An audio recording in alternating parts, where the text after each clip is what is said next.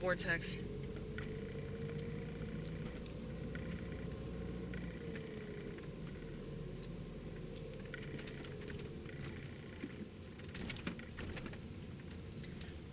I can't not change. Like, there's certain things about me that have remained the same since I was a kid. You know, my obstinance towards a lot of things that I don't agree with. Like coercion, you know. I say that anything that involves coercion is not good, because why do you have to coerce somebody into doing something? But society's been coerced into doing a lot of things, and the way they coerce society is through FOMO. So that's the fear of missing out. They convince people that they're not going to be important, they're not going to be relevant, unless they have the thing that everybody else has, unless they talk in the way that everybody else talks, unless they criticize people and their lack of an ability to just go along with whatever's new and whatever's popular and whatever people are doing. But that's always why I've been skeptical about our society, you know, and I've been this way since I was a little child, you know, so I don't get how people can take pride in asking questions. You know, that's something that everybody should be doing, but I guess you gotta be schizophrenic to even consider it. You're definitely gonna be accused of being on that spectrum. But,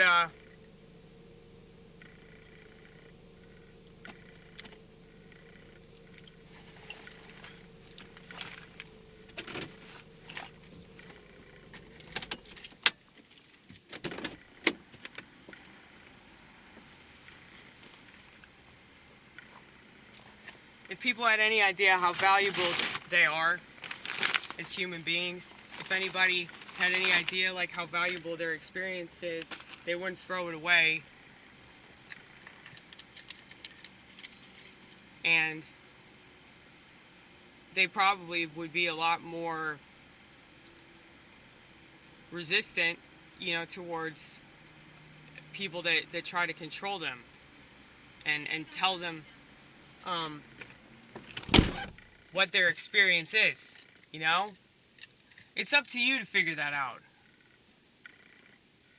And the fact that people are just more than willing to go along with somebody else's idea of like their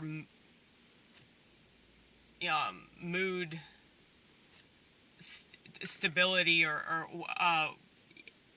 their thought process and everything.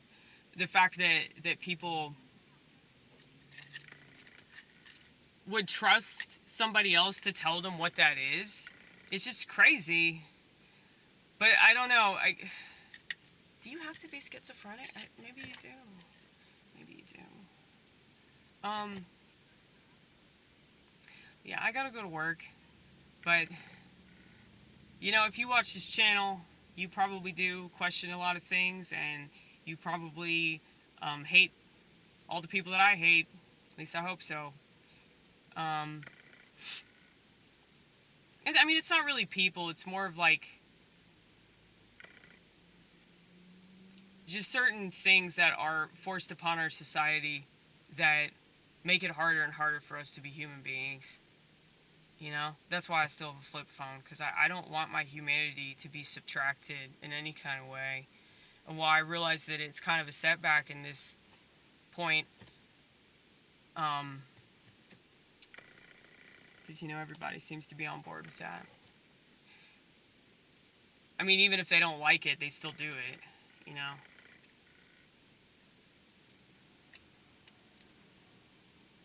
But it's not just about like what's bad for my health, it's what's bad for everybody's health, you know, because I kind of feel like if I were to do that, I'd be turning my back on my own principles as well as society, you know. I'd be pretending that I don't see what I see every day, you know, like I can't ignore this. Many people can because they're doing that. You know? Like, I'm sure you can ignore the stench of alcohol on somebody else's breath when you're also drunk. You know?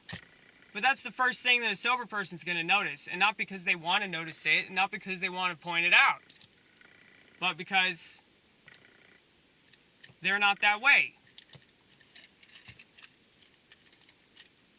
So, you know, I don't expect people to really be on board with me because, you know, they're gonna take it as judgment. They're gonna take it as like criticism. I mean, it is, but I promise you, it's with good intention. And I'm not making no money, honey. I'll leave that to all these other people on YouTube. You know, they're lucky for that. It truly is amazing to be able to make money, like, making something. Maybe one of these days I'll make $5.